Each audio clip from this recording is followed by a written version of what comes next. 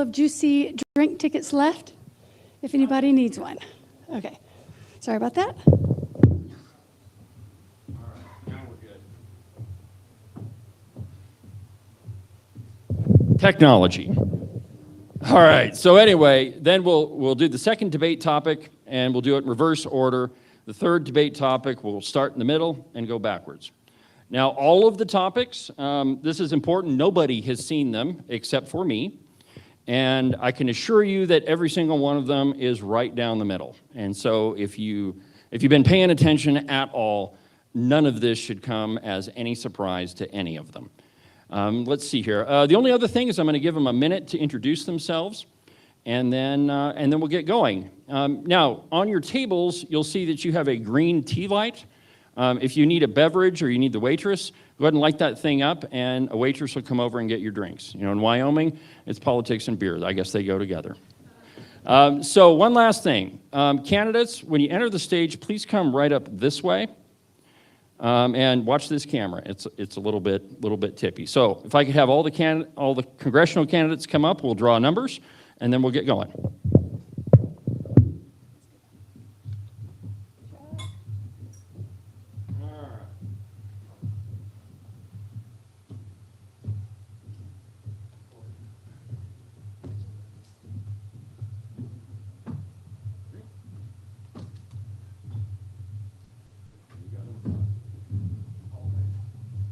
Gentlemen, so 1, 2, 3, 4, 5 down the line.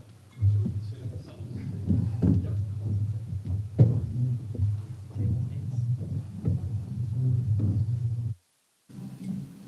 Okay, so the only other thing I didn't mention is the topics. They're here in this envelope, and what I'm going to do is put them all in this jar, and I'm going to mix them all up and just draw them one at a time, or we are going to draw them one at a time.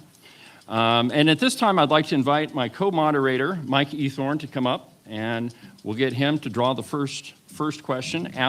And then after you guys introduce yourselves, we'll get to the first question. So we'll begin with Frank Chapman, 1 minute. I want to thank everyone for coming out tonight, taking this time out on this hot evening and sitting in this theater. At least it cooled down a little bit. My name is Frank Chapman. I'm a businessman, a rancher. Believe it or not, I'm a licensed outfitter. And I live in Wyoming because I just love it here. I love horses, I love hunting, fishing.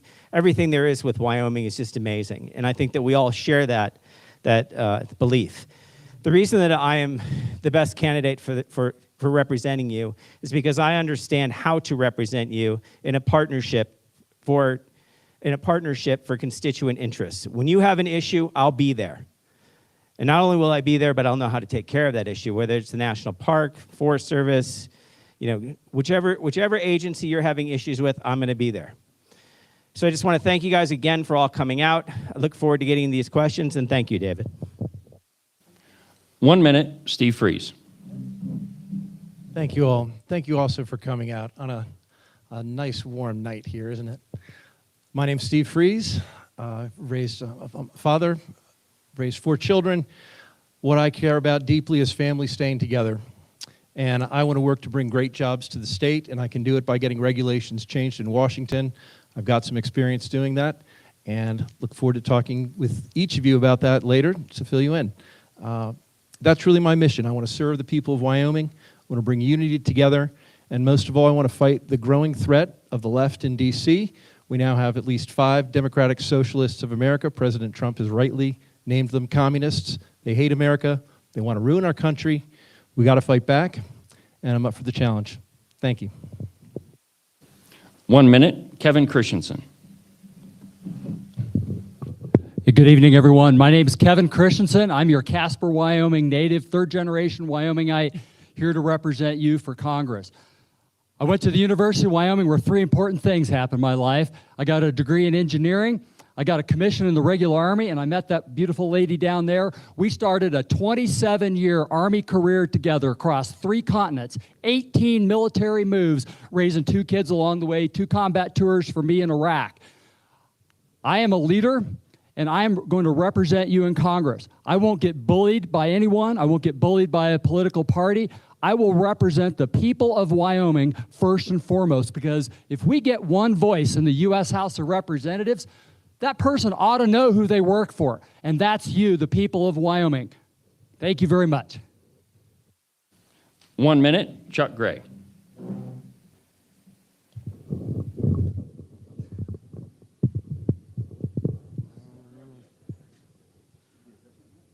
Well, I'm Chuck Gray, and it was about 10 years, a few blocks from here, that I first decided to get involved because I was tired of insider politicians who would say one thing during campaign time and then do the opposite once they were elected. And I built a track record as a state legislator and now as Wyoming Secretary of State of action, of doing the work of the people of the state of Wyoming. The ultrasound bill, the first pro-life bill in over 30 years, voter ID, proof of citizenship for registering to vote. I don't back down to the insiders. I don't back down to the left-wing media, and that's why they hate me and why they lie about me so much. And that's the leadership that we need in the United States Congress, that I've shown that I can bring to the table to do your work, the work of the people of the state of Wyoming. So I look forward to talking about these concrete issues and talking about how we're going to advance your will, the will of the silent majority in the United States Congress.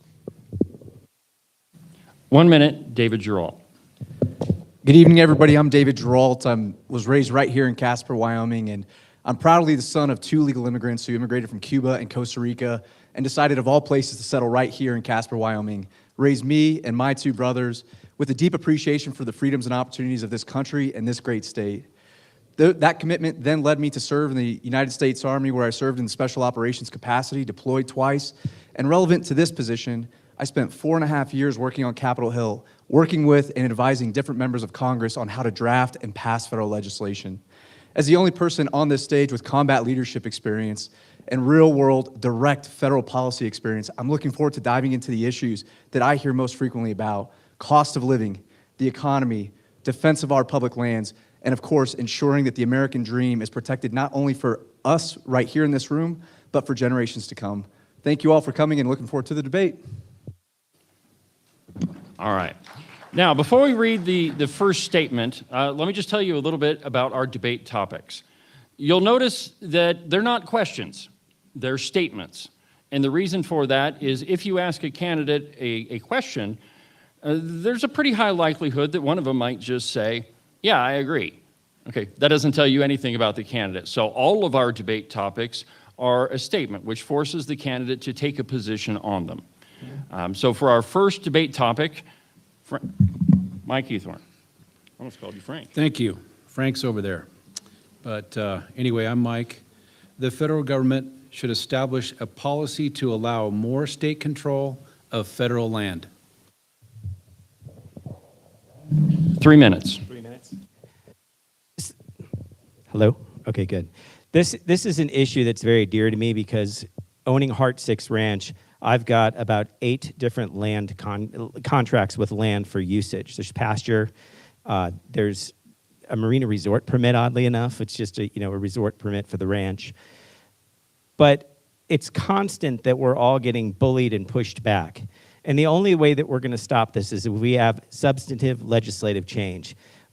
We've got judicial overreach, which we take care of by doing 3 things.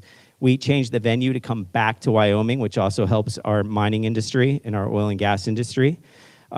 Keep things out of DC. The reason that they had, in my opinion, this type of venue where you'd go to DC is because how were those attorneys all going to travel around the country? There weren't any airplanes when they thought this up.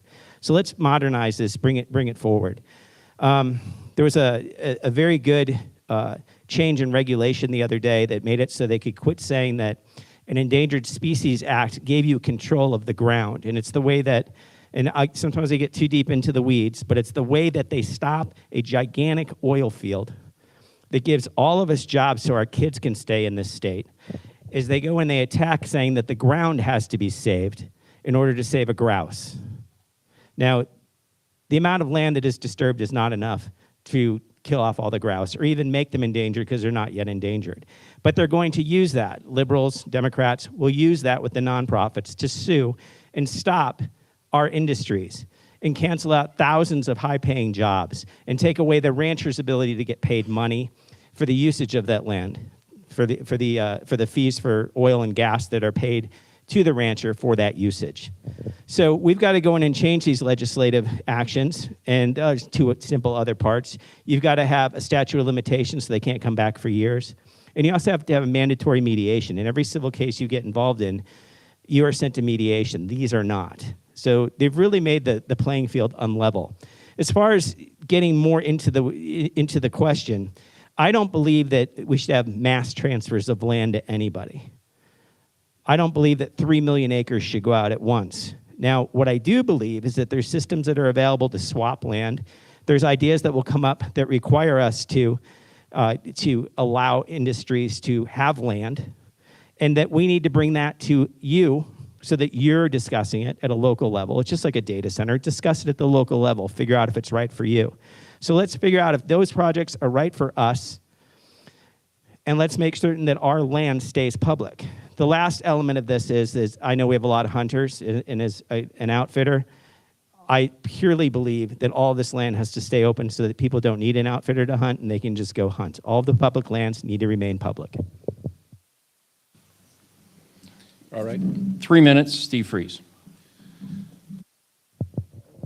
Aid. Wait. No, we're still on the first question. Oh, we are, okay. Yeah. Okay. Read it again. The federal government should establish a policy to allow more state control of federal land. Well, I agree completely with that policy, and it gives me the opportunity to talk a little bit about what expertise it is that I bring to the table. When Obama was president, I realized that he was doing a lot of things that needed to be reversed promptly.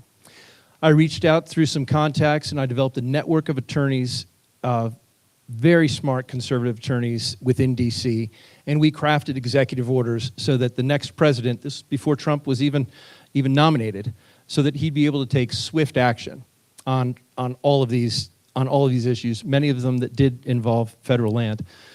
Some of you might have heard about the issue that was known as WOTUS, Waters of the United States. The EPA under Obama weaponized the EPA by redefining what a navigable waterway meant. You know, obviously it seems like jurisdiction over the Mississippi where you've got barges going up and down. They redefined it. It could mean a stream or a seasonal pond on your ranch. If you didn't have the right permit and you filled it in, they would come after you with thousands of dollars worth of fines. We saw that problem. It was a problem right on the ground, and we had a fix for it. Didn't do the whole job, but it got started. The insight that gave me is that I need to hear, and I'm already starting to hold some great roundtables with people in the oil and gas and mining industry.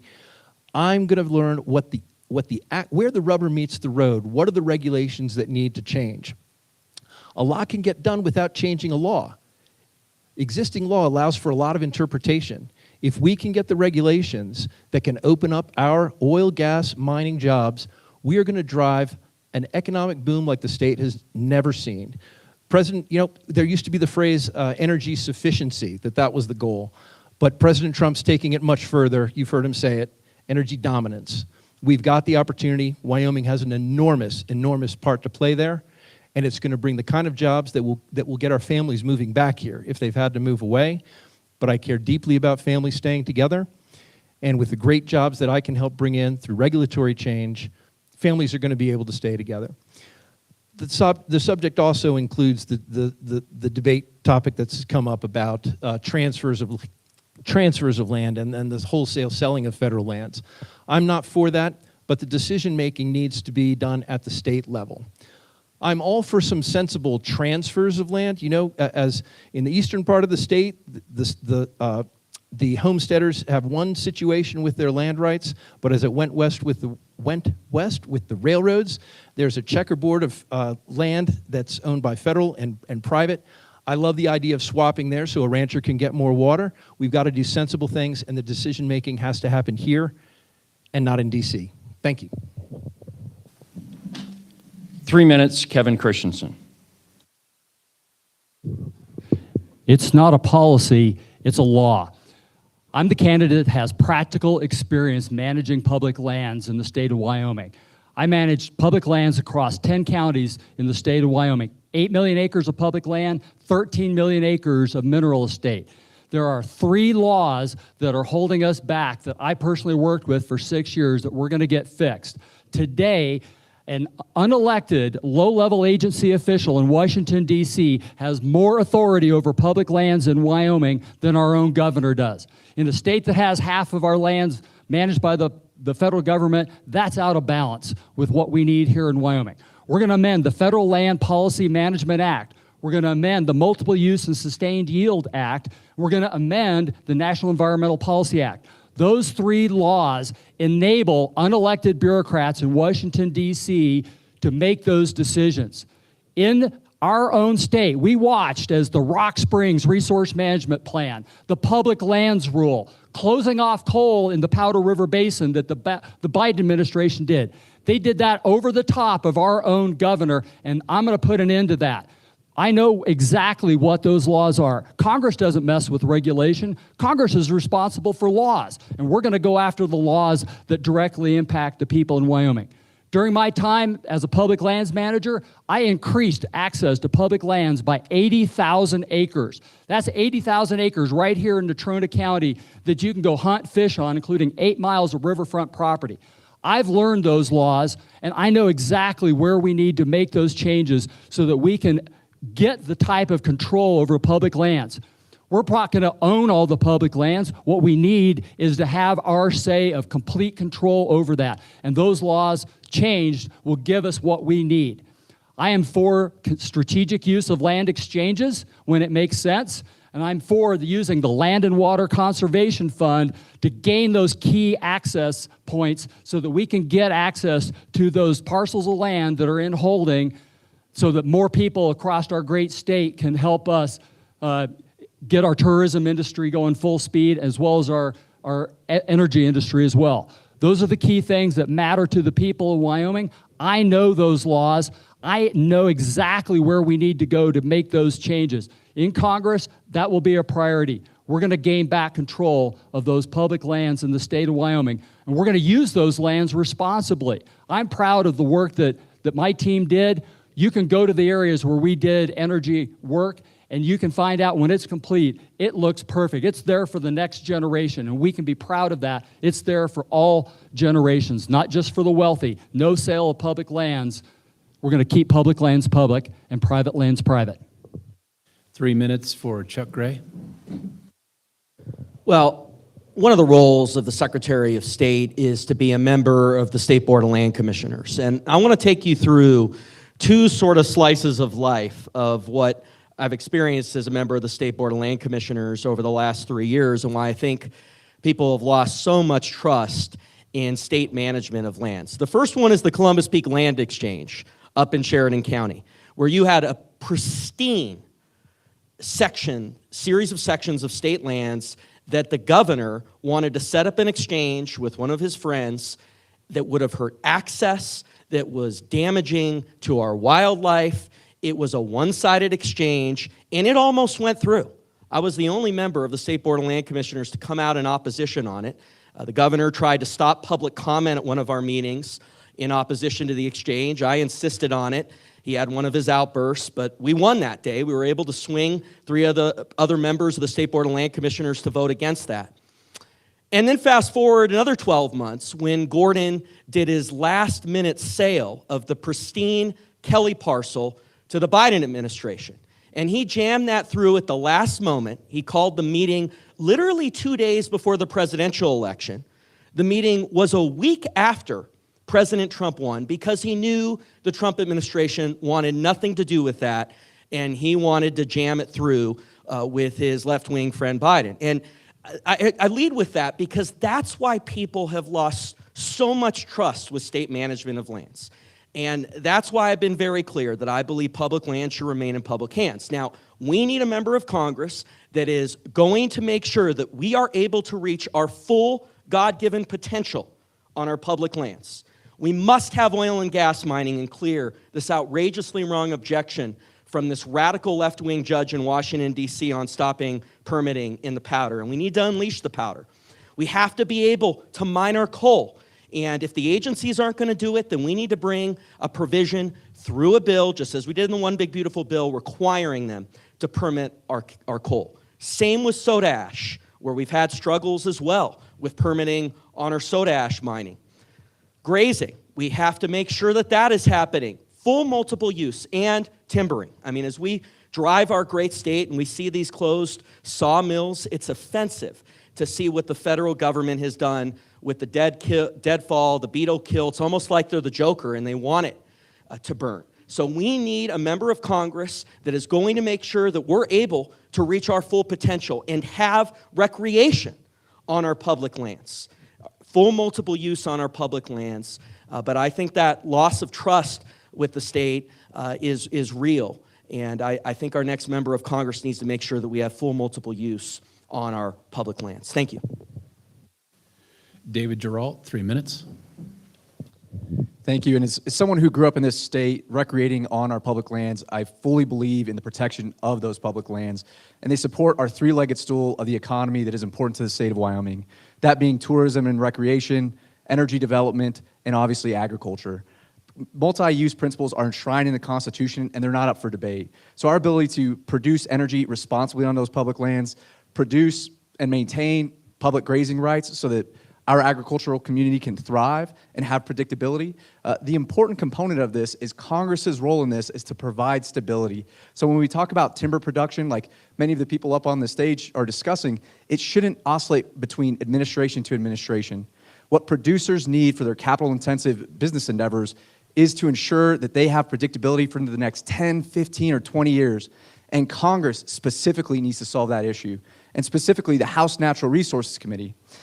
As the next member of Congress, I have the relationships and the network to actually make those things happen instead of just talking about them in the abstract.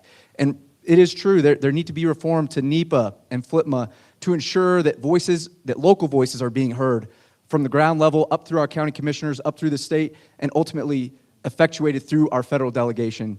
So I don't believe in the wholesale of public lands. I believe where parcel exchanges are desired to take place, that should come from local governance. And ultimately, if there are disposals or transfers that are identified and that they want to take place, the federal government should execute those sales and those transfers in an expeditious way. Thank you. Next, Kevin Christensen, 1 minute. If you want to. Yep, 1 minute for Kevin Christensen. Here's the thing. You hear a lot about people talking about public lands. There's one candidate that actually has worked public lands. I've worked with farmers. I've worked with ranchers. I have relationships with the oil and gas companies, the mining companies. We mined 1.7 billion tons of coal out of the Powder River Basin during my time managing those leases. We're powering our nation with that power today. I know exactly what we need to do to unleash that energy potential for the state of Wyoming. But what's crucial is that we have that say over those major federal actions that take place in the state of Wyoming. And I'm going to bring that back home to the state of Wyoming. Our future governor is going to have that capability for us. 1 minute, Steve Freeze. Sure. There is obviously more than just a regulatory aspect to it, and the laws do have to be reformed and they do have to change. My point is that while I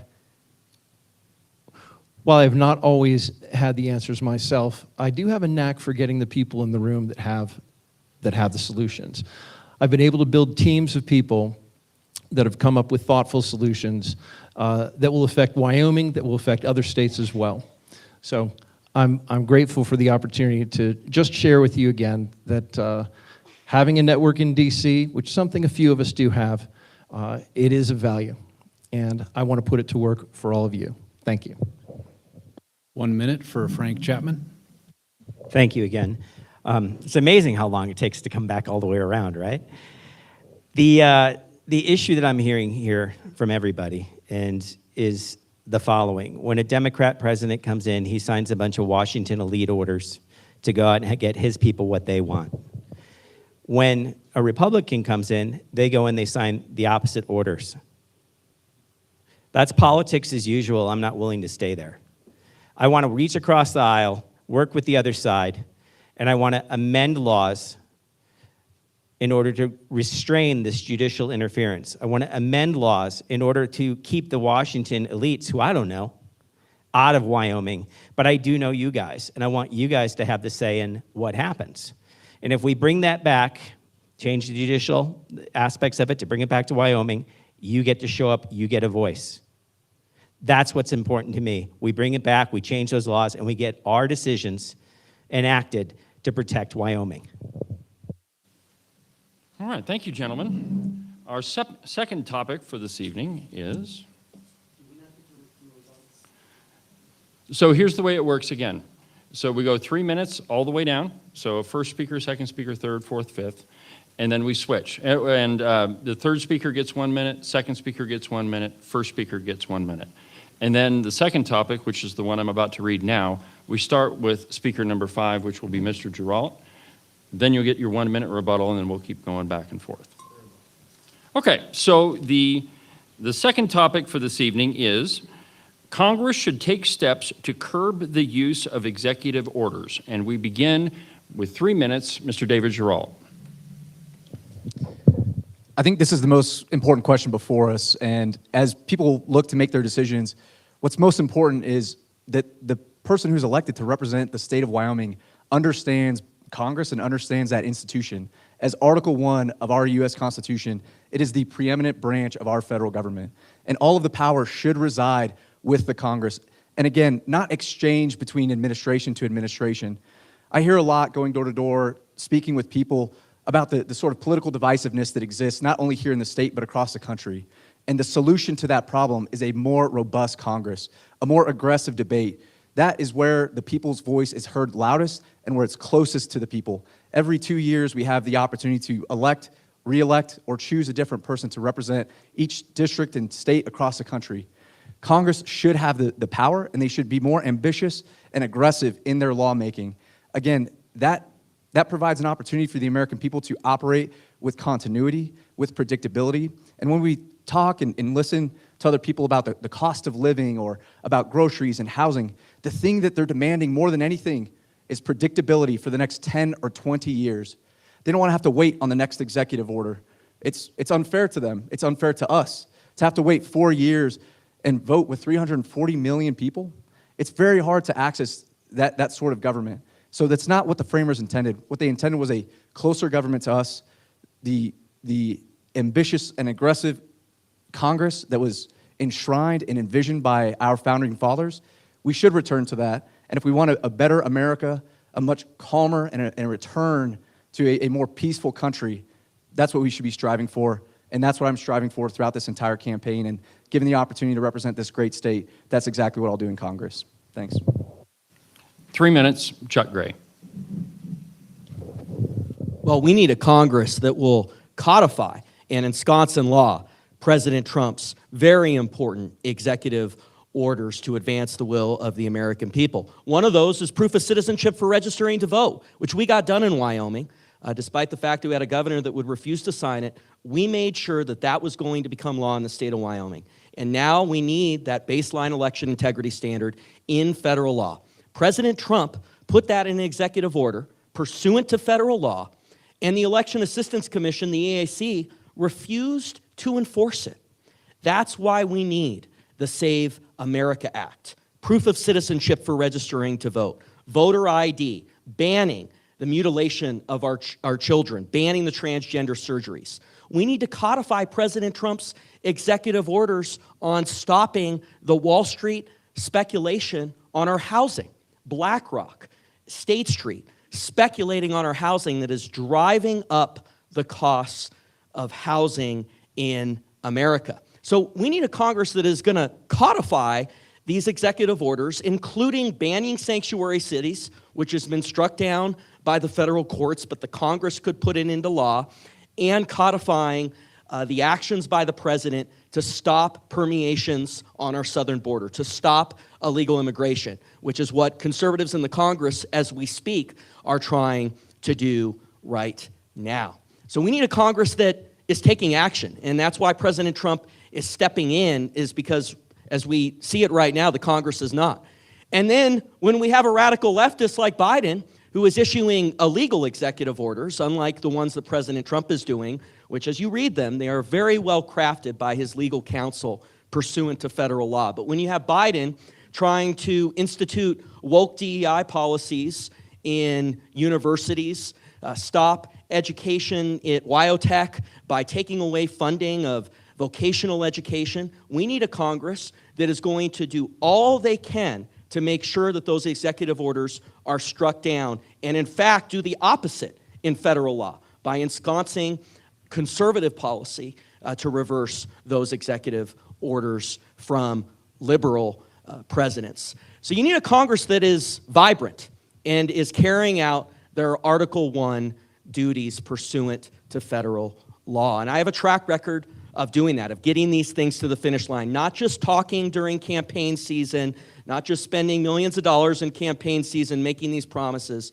but actually following through, whether it's voter ID, proof of citizenship for registering to vote, stopping Democrats from crossing over into our primaries, getting access to markets for our coal, stopping the funding of abortion at the University of Wyoming, have a track record of getting a strategy to get these policies to the finish line. 3 minutes, Kevin Christensen. I wholly disagree with any idea that Congress needs to exert its authority into the executive branch. Our president has the authority granted to him in the Constitution to execute executive orders, and our secretaries are authorized to give secretarial orders. Those secretarial orders fall within the boundaries of the laws established by Congress. Congress's job is to make those laws and stop making ambiguous laws that courts, liberal courts, are then later interpreting and making case law and perverting that law. Let's focus on what Congress actually has to get done. Congress doesn't need to make executive orders. Our President of the United States has granted that authority within the federal authority of the laws that he has. What does Congress need to do? How about passing the budget on time? Congress hasn't passed a budget on time since 1997, folks. Who gets to keep their job if the last time they got their job done on time was 1997? We've been passing budgets that exceed how much we bring in. We're putting out budgets that have racked up nearly $40 trillion of debt. That's debt for your grandchildren that are out there. We're taking loans out of the Treasury that is basically paying for interest on loans that we're taking out to pay the interest. Folks, if we did that in our personal finance, that would be called fraud.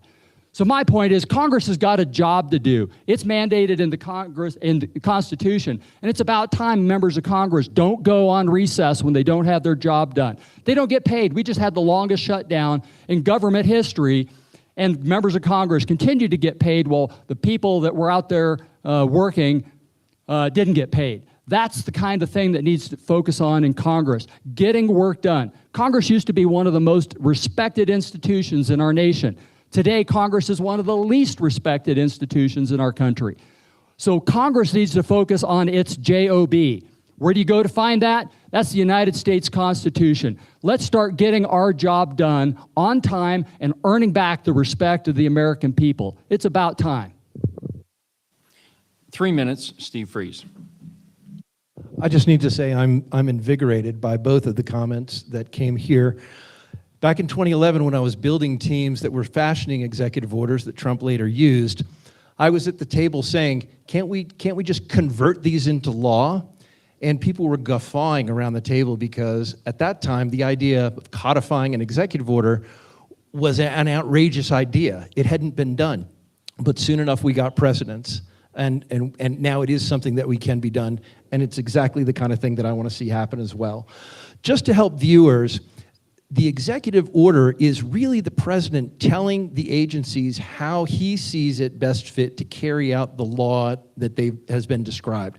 So they're not an illegal thing, except when people do things like President Obama did with DACA. He for months before it, he said he can't do it, but then he went ahead and did it. One of the reasons I got started on the whole project. I do want to say there's some things about Congress that really need to be fixing. And to my mind, one of the things at the top of the list is this illegal and insider trading that they're doing there. With my dad, I was in the investment business. We were buying and selling stocks to help make pension funds grow and hospital endowments grow. And it is outrageous to me that these folks can go into a room, hear a meeting, they know the stock's going to double in the next week based on what just happened in that meeting, and they walk down the hall and make a trade on their Schwab account or whatever. And if they called you on the way down the hall, you'd go to jail. That's insider trading. This has to stop. It's not going to make me very popular when I get there because it hurts me then. I know somebody's done a study of how many people go to Congress, they're of modest means, and suddenly, what do you know, 5-10 years later, they're multi-millionaires. This is one of the ways that's happening, and this is one of the things that has to stop. Another thing Congress has to do is create a lot more discipline about how they pass bills. Here in our state, we have one subject, one bill. You can't throw everything together, but that's what they do in Congress. They throw a whole lot of junk in there, and then anybody in the role for Wyoming ends up voting yes on something with a whole lot of garbage in it because there was that one great thing for the state. We should move Congress towards, we should have 40 votes a day, not one big vote we keep pushing off and pushing off and pushing off. That would be a wonderful thing to take to Congress. Eliminating illegal stock trading and one bill, one subject. But I have to say, I think it's been a great education for folks here to understand the actual things that need to get done. And I'm really looking forward to the opportunity to do that. It's exciting to get around the state and connect with people and see that I'm building the trust that people have to send me there because I really want to work for you. Thank you. 3 minutes, Frank Chapman. I want to bring you guys back because we've gone away from what the question is. The question is specifically, how do we deal with the executive orders that Democrat presidents put in and Republican presidents put in, and the fact that they flip-flop back? Now, there was one that was really interesting the other day that I was reading about, and Biden puts in an executive order saying we're going to protect X. Trump comes in, says the executive order is overreach, we're going to do X, Y. A liberal court somewhere gets jurisdiction because a nonprofit comes in, and this is how this works, it's a little bit technical. Nonprofit comes in and sues. They pick where to sue. So if you're smart, you know that there's certain jurisdictions that you can sue in, like DC. And then you're going to get a liberal judge. So the liberal judge, interestingly enough, says, Biden's executive order is the law. Why are you messing with the law? Now, neither one of them are laws. Here's my question, and nobody in here can answer it. I mean, we can. Why are two presidents making two different executive orders? One's right, one's wrong. The reason is because it depends on which jurisdiction you pick, which venue you pick to get your judge. It's a jukebox. We're not going to solve it unless, as you guys are suggesting, we have legislation. So, ESA, Endangered Species Act. How do you solve the problems with that? The overreach to protect the ground, to save an animal that's never even been put on the list. You have to pass legislation. But what people don't realize is that we're not the only state with problems. Maine has problems, Minnesota has problems, Idaho, Michigan. So you've got senators, and it's going to take 10 senators to get this passed, that are going to help you in specific manners. Now, to use that help and get something done, we need people that get along with the other side. Their opinions are not absolutionist opinions, and they know that they can make a law that works. We don't need to win all the time. Ronald Reagan taught us that. If we can win 70% of the time, we're going to move it forward. But these executive orders will keep filling the void of bad legislation or lack thereof, and they're going to keep burning us like they do right now. Earlier, Steve talked about puddles in my field. The way that works, and we've got a little time, so I'll go through it real quick. If there is a Democrat, if the water falls on the top of the mountain and runs down to the field, they own from the top of the mountain all the way to my field, even if it isn't connected to a river. During a Republican, they changed that. The water flows up from the river to the high point, and that's what's protected. This is ridiculous. We need good leadership that works with the other side, so they go in there and actually pass legislation that makes sense to us to bring the decisions back to you, the Wyoming people, to us. Now for our rebuttals, we'll begin with 1 minute, Kevin Christensen. Here's the bottom line. The power of the president to yield executive power and to put reasonable guidance out to his departments is absolutely within the law. Any attempt by Congress to try to curtail that, I believe, is unconstitutional. Congress has work that it needs to do, and that's laws. We need to go back and revisit laws that have been passed in the previous centuries that are still out there, and we need to make those work for us today. Congress has plenty of work to do. It doesn't need to do executive orders. Our executive branch and our president has that authority. Chuck Gray for a 1-minute rebuttal. Well, one of the most outrageously wrong and illegal executive actions that we've seen was when Biden issued these resource management plans across the state of Wyoming, trying to shut down every single one of our industries and recreation. And I was there and pushing back on those from the start. That Holiday Inn in Rock Springs where BLM tried to surround us, which was a metaphor for how they had all the power, I was there, the only one there. And I pushed back, this is a rebuttal time, pushed back in this question and the last question when Mr. Christensen says that he's the only one who has any experience in protecting our public lands. I have experience and have shown and gotten to the finish line actions to push back on illegal executive actions that Biden took on trying to take away our industries and protecting our access to our public lands. And that's the kind of strategy, getting things to the finish line, that we need from our next member of Congress, not just a bunch of theoretical talk. We need action. And our final rebuttal, 1 minute, David Giroux. Ultimately, what we're all talking about here is reducing ambiguous laws and ensuring that the black and white letter of each law is followed to the T. We're ensuring that there's continuity and predictability for families across the state of Wyoming and across this country. That is the work of Congress, and that is the hard and difficult work that each congressional committee should be doing. Again, members there should understand what the processes are, listen to the voices in their district, represent them, involve those voices from the community level, and ensure that it's enshrined in long-standing, continuous law, as opposed to changing from administration to administration. And ultimately, what we're talking about here is limiting the reach of federal government and giving us more predictability and ownership over our lives. As a conservative Republican, these are values that I've lived my entire life and have had the pleasure of working on before in the federal legislature. All right, next question for Kevin Christensen, and here it is. Foreign military aid to America's allies, should be dramatically reduced. 3 minutes. We fight wars as a coalition. I commanded a task force in Iraq in 2007, 2008 that had military components from other countries in my command. When we go to war, we win because we go to war as a coalition. If we fight alone, we stand alone. We build tough relationships with countries, and we go to war, and we make treaties with them so that we don't have to go to war. Those treaties and military aid is an important part of how we execute our military strategy. We are the preeminent world power, and we have to be able to do that. Are we giving more federal aid or military aid to countries that we shouldn't? Absolutely. Who's come to bat for us? You look at our conflicts that we've been in, who showed up to help us out? Those are the ones that get our help. The people who didn't answer our call, you get nothing. When we get our national debt paid down, then we can expand.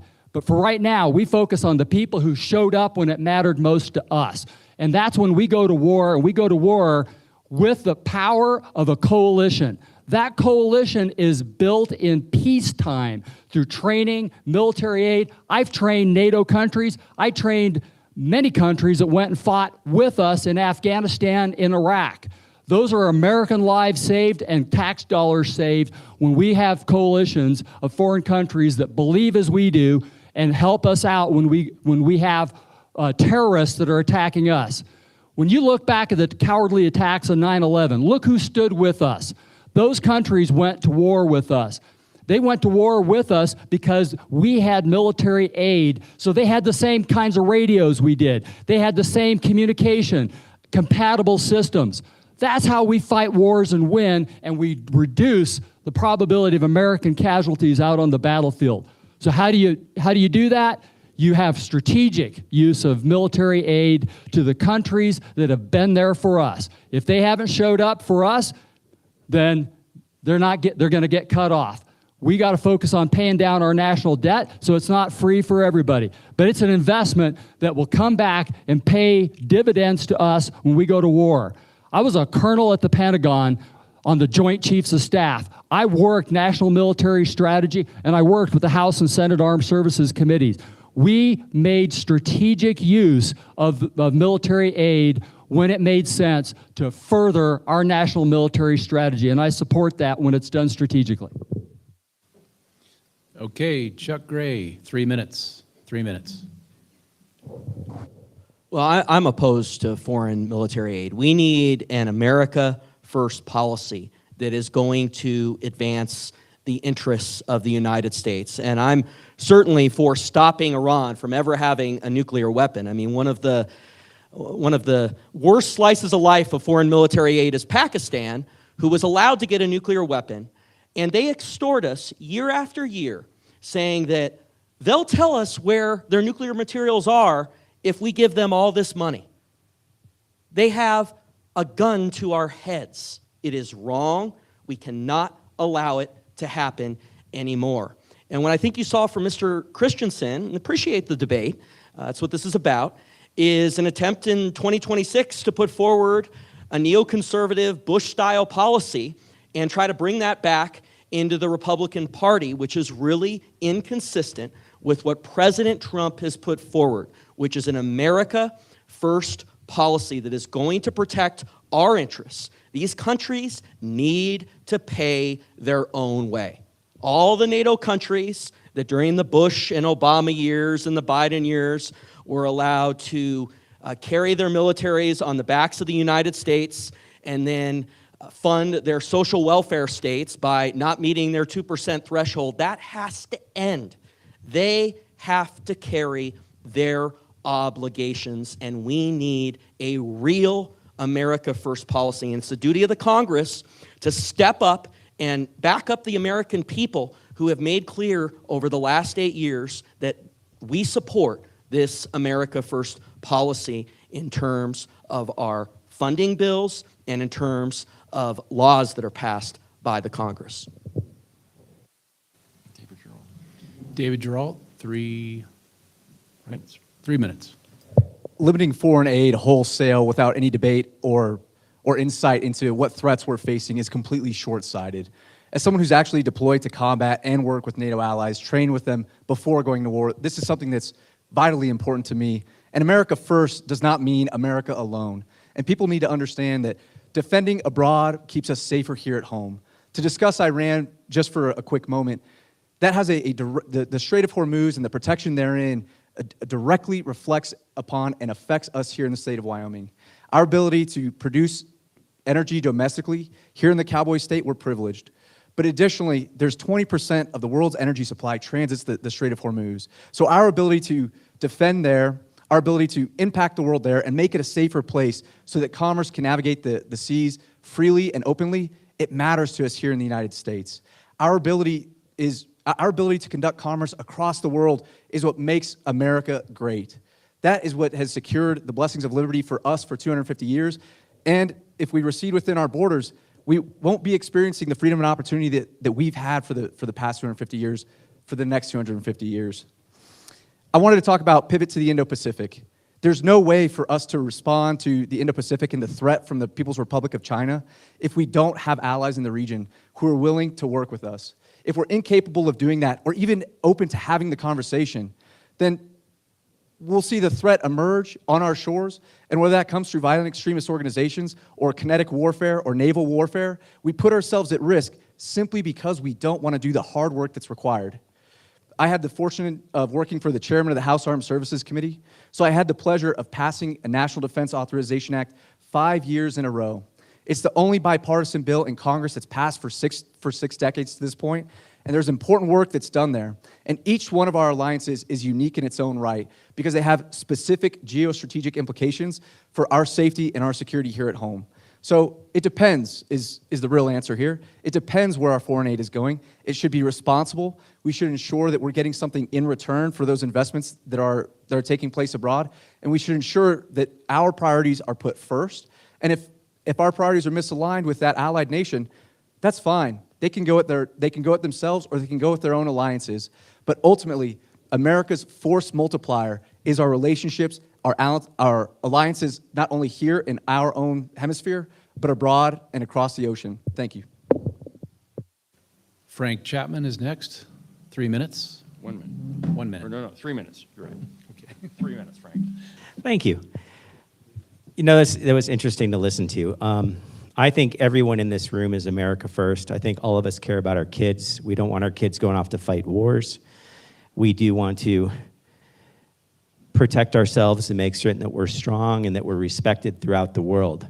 Our question was, do I agree with cutting defense spending aid to foreign countries? I do. I agree on cutting a lot of spending, and I think everybody in here does, because we've watched the fraud and abuse that's occurred regularly. Now, that being said, we need to be smarter with the less dollars, and we need to put those into positions that make sense. You know, frankly, I don't want to learn Chinese. I have enough problems speaking English. And I think that, you know, you had a great point, everybody has. We need to make certain that our partners in specific areas, again, respect us, they're willing to work with us so that we can defend against the greater menace.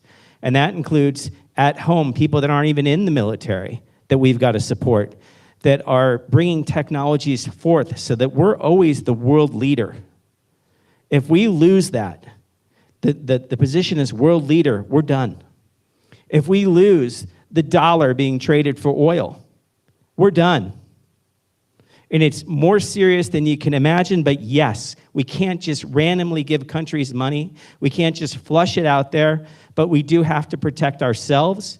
And in many times, we have to put them first between us so that then we can then defend ourselves. So again, all for cutting this aid. I liked all of the questions. You know, Kevin, I wanted that we skipped over your service, and I want to thank you for that service. I don't think that in any way you were trying to avoid America first. I think that was actually the subject of what you were doing. But I mean, I know why we're here. We're debating, and I get that. So yes, let's cut the budget. Yes, let's be responsible with our spending. And lastly, let's get rid of fraud and abuse, and let's be diligent in that area. Steve Freeze, 3 minutes.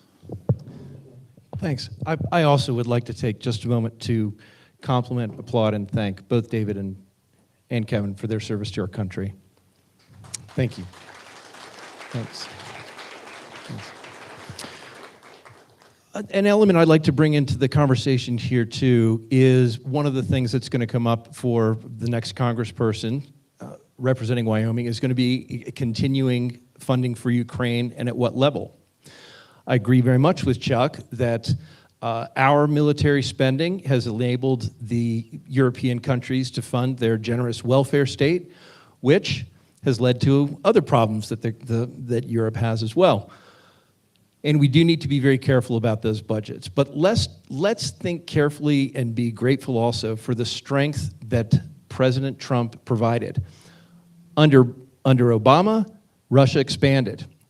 Under Biden, Russia expanded. But it was the posture and the strength position of President Trump that kept us safe by other countries knowing that he was not somebody to be messed with.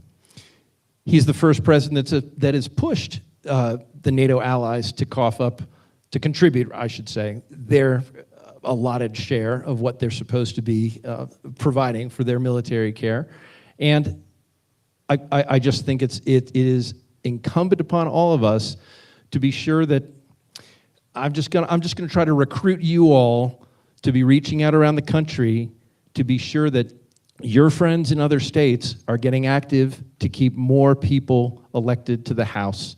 You know, we're a red state here. Honestly, I think most of us up here are going to have just about the same voting record. I think that's kind of fair to say. I really do. What's going to set us apart is the way we approach it and what we get done. But I think you're looking at a lot of good conservative people up here. I think you've got a great set to choose from. But what I want to say is that as we look forward to the future of our country, we need to be smart about how we're spending money. We can't be sending a lot of money overseas that we don't have. We can't keep printing money. We can't keep printing money because it's driving inflation, it's devaluing our currency, and that's what's driving the cost of living. That's what's making our dollar worth less every day, when the government keeps spending money that it doesn't have. And that's why military budgets have got to be looked at very closely. Thank you. 1 minute, David Geralt. This kind of relates to the question that we had answered previously, but what we're discussing up here is the difficult work that Congress should be doing, and it's establishing a geostrategy that makes sense for the people of America. We shouldn't be randomly selecting or investing in foreign aid. That's not throwing away money. That's an investment in the safety and security of our future. As someone who's expecting a son in November, this is critically important to me to ensure that, again, we are safe here at home.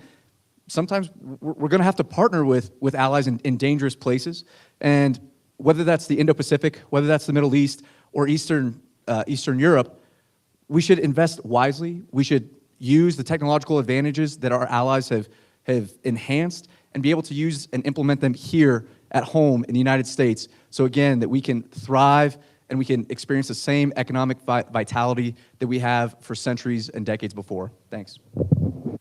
Chuck Gray, 1 minute. Chuck Gray, 1 minute.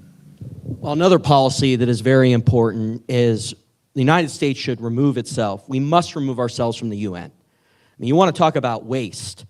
I mean, the wasteful programs they have that we pay into, the underwater basket weaving, the put prawns on a treadmill that they do research on at the UN. It's just outrageously wrong. It's nonsense, and it's time we say enough is enough. And thank you to the service of Mr. Christensen, Mr. Geralt, all of those who serve in the armed forces. And that's how we support them, talking to members of our military. As I travel across the state of Wyoming, we need an America First policy. And that's how we support our military, is by making sure that these other countries pay their own way. And you have to be strong to do it. Because if you start out in a negotiation and start out and say, well, we're going to basically continue everything, they're going to chip away at it as the appropriations process goes in. But Trump has been strong from the start, and that's why he's made progress, and that's the same thing we need from members of the Congress. Kevin Christensen, 1 minute. Here's the thing about foreign military aid. We're not writing a check to the foreign countries. We're training with them. Those coalition partners are key military capabilities that we take to war with us when that time comes. America First cannot be America alone. If we start advocating for this idea that we break our alliances and we break our relationships with foreign countries, that's going to be an America alone. Those foreign military aids, when done strategically, what does it buy? It buys training with U.S. military forces so that they know how we operate and they can work with us. Not everybody gets that opportunity, only our closest allies and those that have shown up to support us when it mattered most. All right, thank you, gentlemen. We have just a few minutes left in this segment, so I'd like to give you 1 minute to sum up. And since we started with Frank Chapman to begin with. Is there still the 1 minute thing allowed? Nope. Did I miss that? We missed it. All right, so 1 minute to sum up. When we'll start with David Geralt. Yeah, conclusion. Okay, thanks.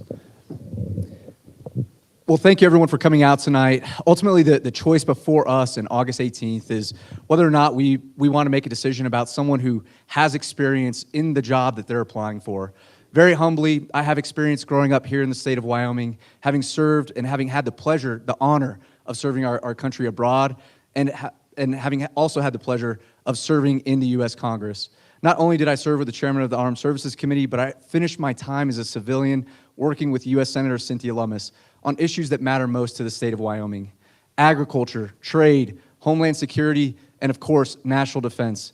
I'm honored and privileged to have done so, and I'm asking voters for the opportunity to do so again come August 18th. My name is David Geralt. Again, I thank you all for your attention to this very important election. Get home safe.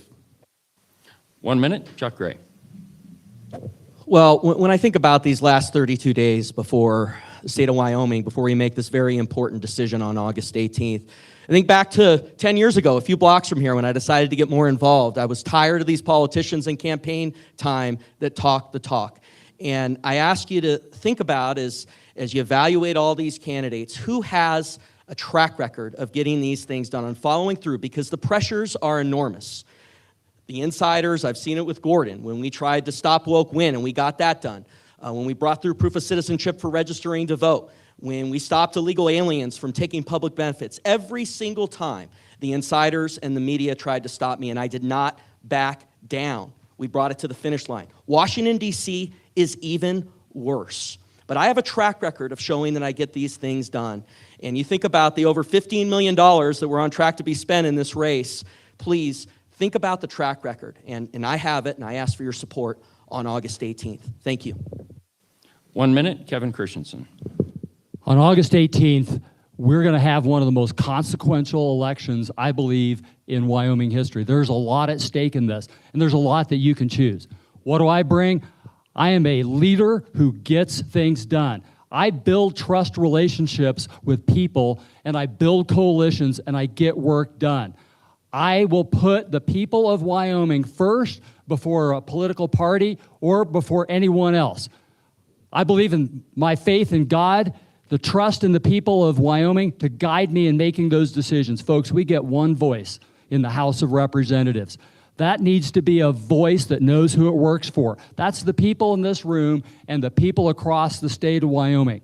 I'm the person who has the leadership and the ability to work well with other people to get that key work done. Trust relationships are how we win in government, and I'm the person that can do that for you in the state of Wyoming.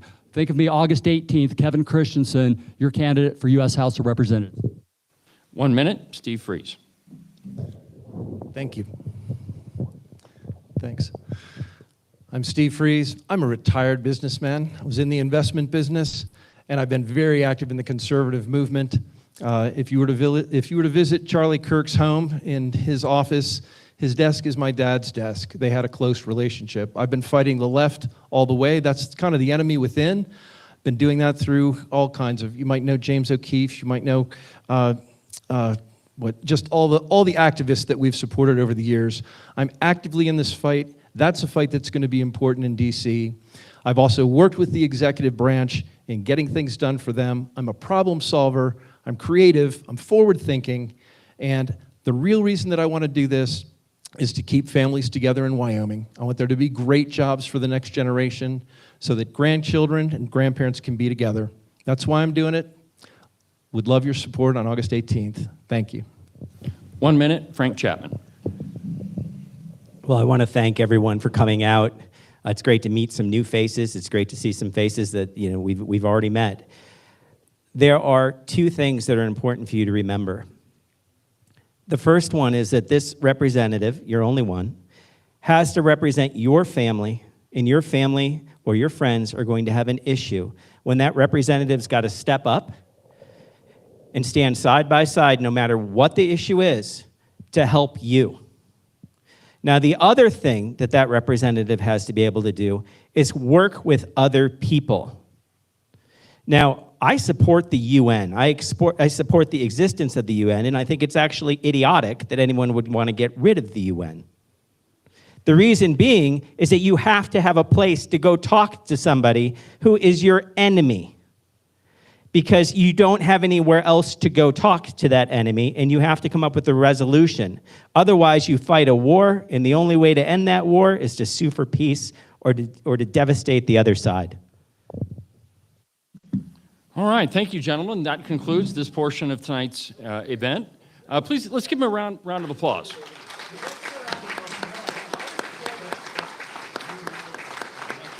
Thank you very much, gentlemen. Did you already get Lynn up here? Yeah. Okay. Can anybody hear me? Okay. Thank you, gentlemen. Next, while y'all hopefully go eat some delicious sandwiches and chips, we're going to have Mr. Lynn Everts talk about the Stockmen for Liberty and what they're up to. So, Mr. Lynn, where are you at? And would you come up and talk to us? And it's not rude to get up and go get a sandwich out in the lobby or some chips or another drink. And thank you to Kent Brickman for being our wonderful timekeeper. Thank you, Kent. Hey, folks. My name's Lynn Everts. I'm with the Wyoming Stockmen for Liberty. Last couple of sessions ago, we got rid of some of the bad boys, and they said, who in the heck is Wyoming Stockmen for Liberty?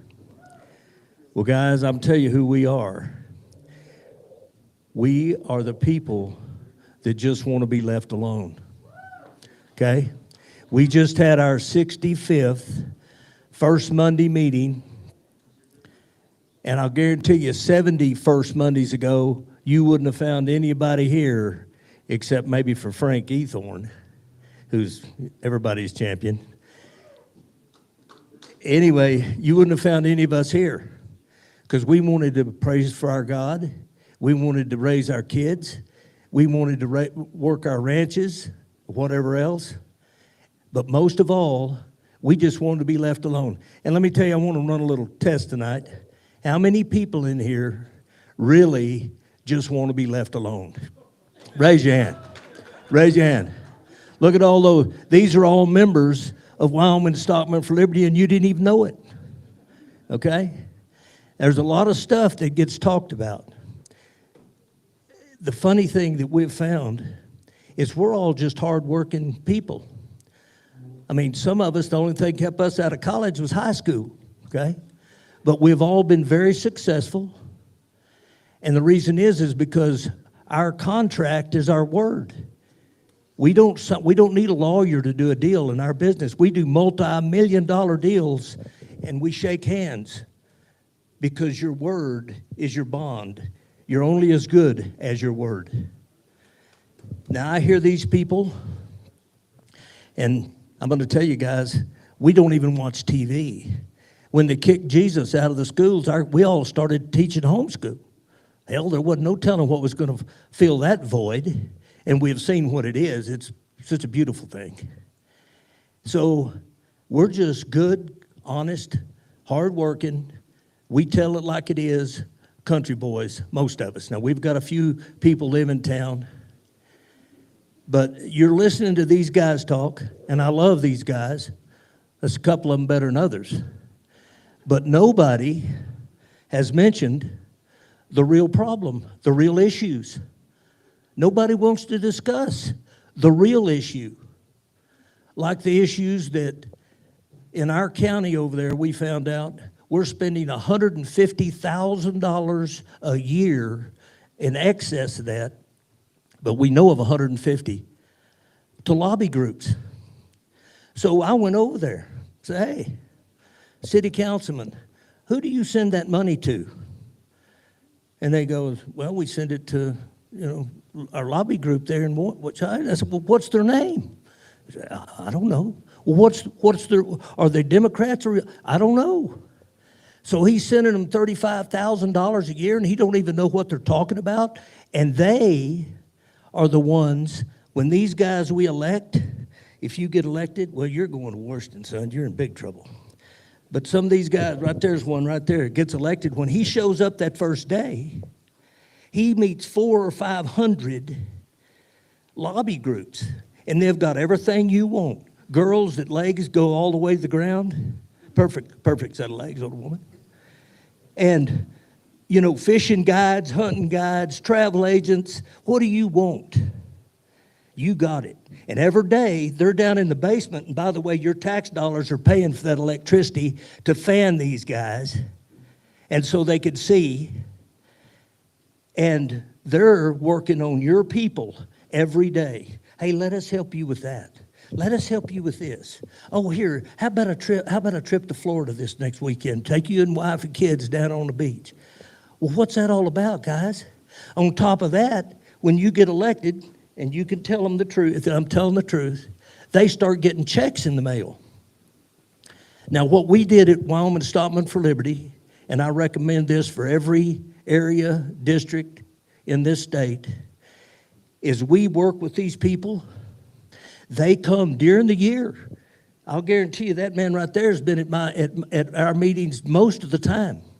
And the ones that come back and listen to us and we talk to and they need help, we'll show up there with 50, 60 people, okay, to back them.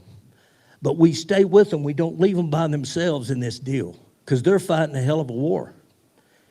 And from that, they don't get sucked in to this lobby group system. And they don't get their attentions are on us, not on what these lobby group boys want. And until we fix that problem, until we get rid of the unpaid people that are running this state, we're going to have a heck of a time, boys. A heck of a time. And I can tell you, we know who they are, we know how they're funded, and we know way back where this came from. Matter of fact, how long can I talk? 30 more seconds.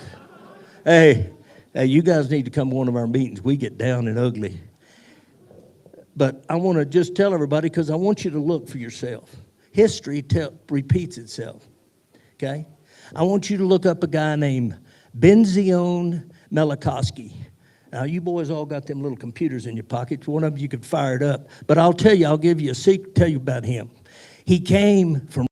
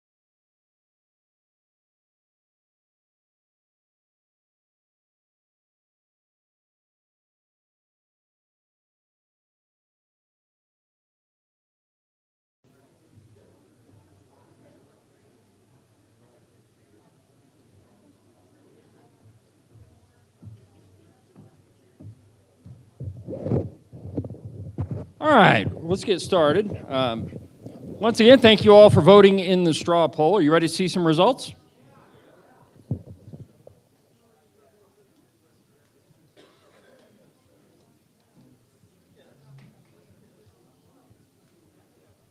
And let's see here. I guess you can't see them. Hold on. Hold on just a second.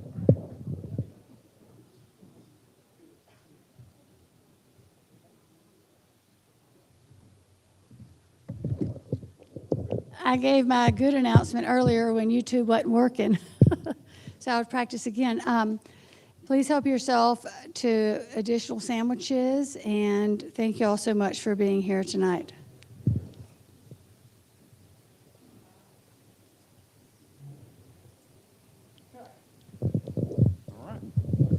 Well, there we go. So it looks like Chuck Gray came in first, Steve Freeze number 2, David Geralt third, Kevin Christensen fourth, and Frank Chapman fifth. So thank you all for participating, and now let's get to the governor's debate. All right, so co-moderating this debate with me will be Mr. Lynn Everts. Come on up. And so this one's going to work a little bit different, okay? We've only got 2 candidates, and so the timing is going to be, come around this way. So the timing is going to be a little bit different. Here's how it's going to work. The first speaker gets 3 minutes, second speaker gets 3 minutes. Then the first speaker will get 2 minutes, second speaker will get 3 minutes, and then the first speaker will get 1 minute. So the person who speaks first always speaks last. We're going to flip a coin to start. So the person who wins the coin toss will begin the first topic, and then on the second topic, we'll switch. Of course, before we begin, as we did with the congressional debate, I'm going to give them a minute to tell y'all who they are, as if you don't already know, and then we'll get started. So if I could have both Brent Bean and Megan Degenfelder come up. All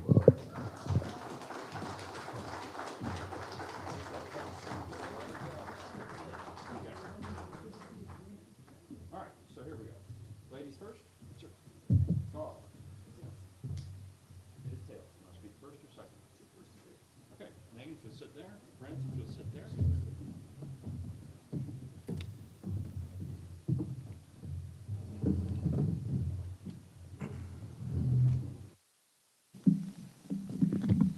All right, so as before, I've got a number of topics, and nobody has seen them except for me. And so we're going to take all the topics, we're going to put them in here, and for each segment of the debate, we're just going to blind draw one of the topics, like as we did in the congressional debate. Now, as I said, there's only 2 candidates, so the timing's going to work a little bit different, and it also means that we'll probably get in 4 topics in the debate. And so I'll start moderating the first one. My pal Lynn here will do the second one, and we'll switch back and forth. So you all ready? Okay, so 1 minute, and we'll start with Ms. Degenfelder. Tell us who you are. Well, good evening, Casper. It's so wonderful to be here in my hometown with you all. I'm just a ranch kid from Wyoming who watched their parents claw their way into the middle of class. I'm a University of Wyoming graduate who built a career in the coal and oil and gas industries. And I made the decision to run for superintendent of public education because I believe that we needed to reform education, which is exactly what I have delivered on the last 3.5 years. I'm running for governor to protect our way of life in the state of Wyoming. I'm running for governor to protect the sanctity of life. I'm running for governor to ensure our young people stay here and that it's more affordable to live in the state of Wyoming.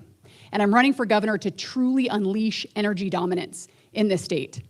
This week, President Trump delivered a message directly to Wyoming from the Oval Office regarding this race. He knows, he believes, and supports Wyoming and our ability to take the reins from Washington, D.C. I am honored to have his endorsement and support, and I'm honored to fight for the people of Wyoming because we need a strong, unapologetic leader to lead us into the future. Thank you. 1 minute, Brent Bean. Folks, thank you so much for coming out tonight. I am a Wyoming native, a graduate of the University of Wyoming Engineering College, United States Naval War College, retired Marine Corps colonel, aviator, and combat veteran. Like you, I love the state of Wyoming. It's the greatest state in the greatest nation in the history of the world. But folks, I'm running because this state's been sold out. It's been sold out to the highest bidder by politicians that lack the moral courage to defend our constitutional liberties and protect our state from corporate takeover. Folks, there's one way to save this state, and it's going to take all of us to do it. Okay, and that's to return Wyoming to the people. That's taxes to the taxpayers, education to the parents, elections to the voters, agriculture to the growers, and folks, our biggest moneymaker, energy to Wyoming. And it's going to take every warrior patriot out there to make it happen. Folks, this is about you. This election's about you. Thank you very much. Okay, thank you. So for our first topic, let's grab that one.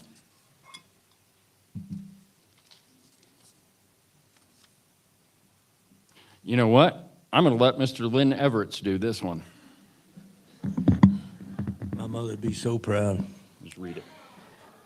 Cattle outnumber Wyoming's population 2-1, yet agriculture is not the top 5 of Wyoming's industries.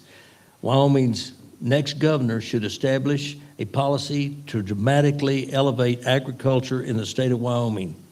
What is that policy? And we'll begin with Ms. Megan Degenfelder for 3 minutes. Well, agriculture is indeed a legacy industry in the state of Wyoming. It not only provides food that we eat. If everyone in this room eats food, which I have an inkling that you do, then you should be supporting agriculture. It's who we are as Wyomingites on top of that. My family worked in the agriculture business for 6 generations in the state of Wyoming. They started in the Torrington area, and then when my grandfather was young, they moved west of Casper, had a half a section with no electricity and no running water in a 2-room shack. And they built that ranch into over 8,000 acres. They put everything they had into the state, into the industry that quite literally keeps us alive. So how do we do that in the state of Wyoming? How do we ensure that we keep supporting our agriculture industry? Well, number 1 starts with protecting them.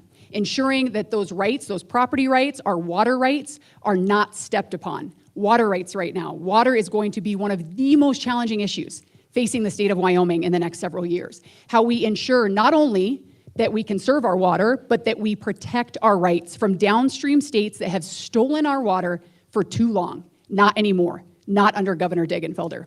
We ensure that we protect our water. We invest in aging infrastructure systems so that we can be able to conserve that water. It also means making sure that our ranchers can stay in business. Unfortunately, my family is a sad story of that next generation not taking over, of having the inability to keep the ranch going due to rising costs and inability to make a living. I can count on 1, maybe 2 hands, the number of years that my family was profitable in agriculture. So how do we make it more profitable for families to be able to continue on in that legacy? And it also means ensuring there's a next generation of ranchers. How do we get kids more engaged earlier on? Everything in our economy, it starts with the foundation of our education system. I spent years, served as vice president of Wyoming agriculture in the classroom, talking about how we ensure that those curriculums get into the classroom so that kids grow up knowing where their food comes, but they also grow up wanting to get into the industry and having a pathway to be able to do that, because succession planning is key in our agriculture industry.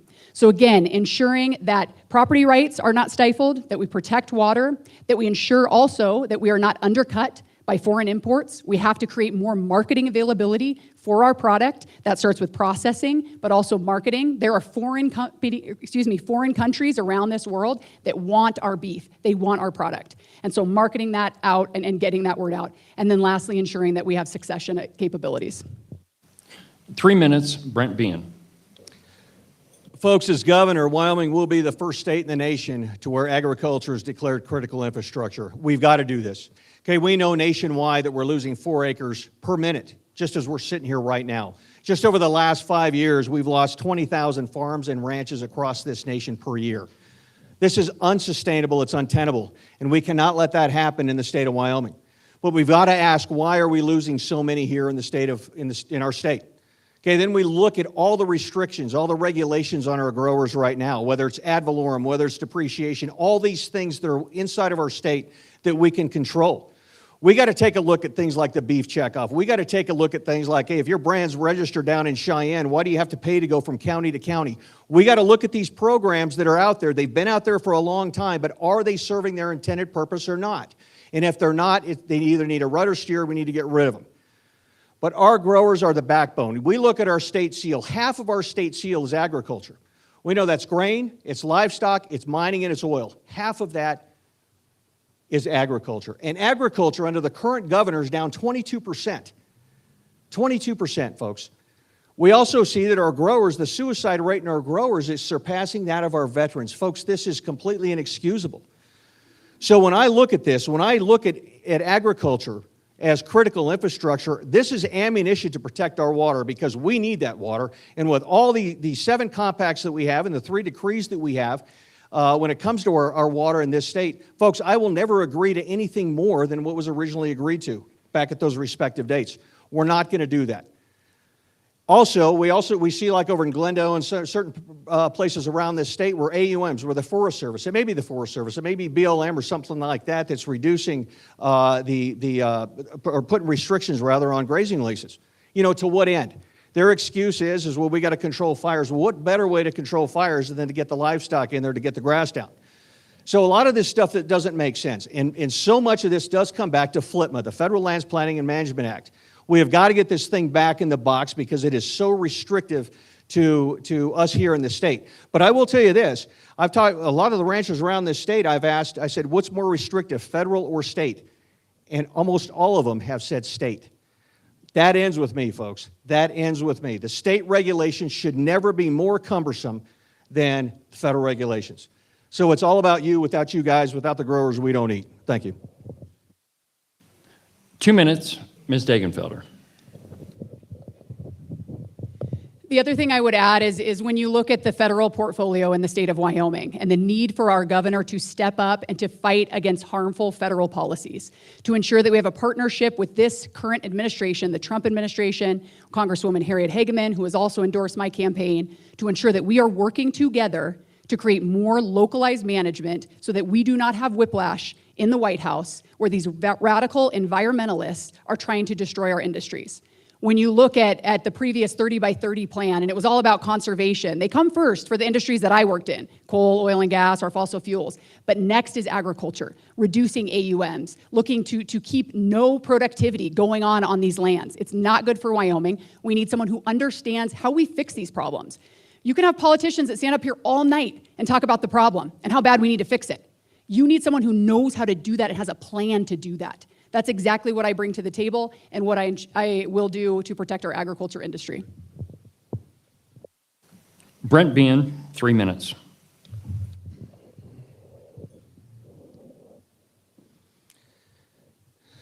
The great thing about not being tied either to the federal or the state bureaucracy is I'm not indentured to the state or the federal bureaucracy. So I'm going to do what's in the best interest of the people here in the state of Wyoming. We know right now that Fremont County is pretty much the epicenter for the rewilding. Okay, it's also gone up through Sweetwater County. And we know with the Sweetwater BLM RMP of a few years ago, we know the rewilding that's going on over there with the buffalo, the western side of this county with the bighorn sheep. Folks, this biodiversity, okay, this trophic cascade, these things that are coming into our state, they're taking our ag land out of production. And I don't care who's sitting federally. Bottom line is, the answer for me is no. We know that Article 1, Section 8 of the U.S. Constitution defines Congress's powers. And folks, outside of that, it is a 10th Amendment issue. Okay, and if it's not in the best interest of the state of Wyoming, my answer will be unequivocally no. It will. Again, our growers, they are the backbone of this state. And it's a shame to see that we're not having those generational ranches, those generational farms like we used to see. There's a lot of reasons for that naturally. And then, you know, when we see all the wind turbines coming in, okay, we got to ask why, you know, a lot of these ranchers and farmers are saying yes to turbines. And again, on private property, I got it. But we got to ask, why are they doing this? Well, we know that these are so heavily subsidized. I mean, it's about an 80-20 split between that and the mining or mineral extraction industries. But this all goes back to once those subsidies dry up, which should be at the end of this fiscal year, the Q45 subsidies under the Biden Inflation Reduction Act, hopefully that'll take some of the pressure off of it. But we got to ask, why in the world are our ranchers and our farmers having such a tough time out there? Okay, and those are the things we're looking at right now. How do we take the burden off of these guys? You know, and then when it does come down to these markets, I've been to so many small butcheries around this state, and the first thing I ask them is, what do you need state-wise to grow, to have the opportunity to grow? And it's not money or anything like that. What do you need regulatory-wise to be reduced so you can grow? Because there is a market out there that's not being captured, and that's the grass-fed beef, it's the grass-fed lamb. Okay, right now we know it's all monopolized by the big four or the big one south of Denver, beef, lamb, respectively. Folks, we have got to come up with better solutions for this and at least get the market out there to where we have it, to where we give the growers those opportunities, to where we in Wyoming, if I want beef, Wyoming beef on my table, then I want Wyoming beef on my table. That's just the way it is. So folks, this is where I'm going with agriculture in this state, and it's huge. We cannot wait anymore to make this happen. 1 minute, Megan Degenfelder. Just going to close with action. I want to be very clear so you know exactly where I'm going. Number one, water. Negotiate Colorado River. Number two is going to be able to invest in our aging infrastructure for water. Number two is all about marketing our products and ensuring that we have processing capabilities and potential in that area. Number three is all in on education, making sure that we create that pipeline for the next workforce. Number four is looking at our farm loan programs, particularly at the Office of State Lands. How do we make that more affordable for our ranchers? And last is ensuring that Wyoming has control of decisions, not the federal government.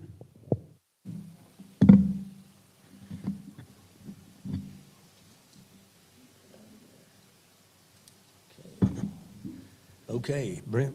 Yep. The governor's energy matching funds should be eliminated. 3 minutes. I totally agree. I totally agree, folks.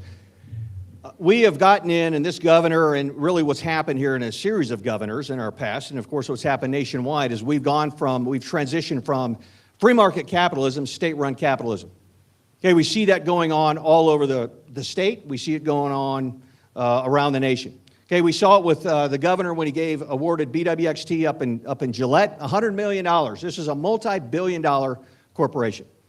Okay, when I look at energy, the first thing I'm going to call for is the repeal of House Bill 200. Okay, this came out in 2020. And basically what it did is it mandated all the carbon capture, utilization, sequestration equipment to be put on our coal-fired power plants. Well, folks, what that means is that your power bills have gone up at least 30% over the last few years.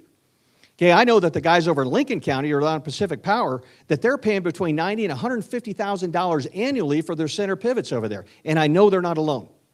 This is unbelievable. Our energy costs in this state should be at or near zero. We export 80% of our energy. I mean, this is unbelievable. Then I want to go in, and I tell you, so energy matching funds, absolutely no. I'm opposed to it. Okay, then I want to renegotiate our mineral rights.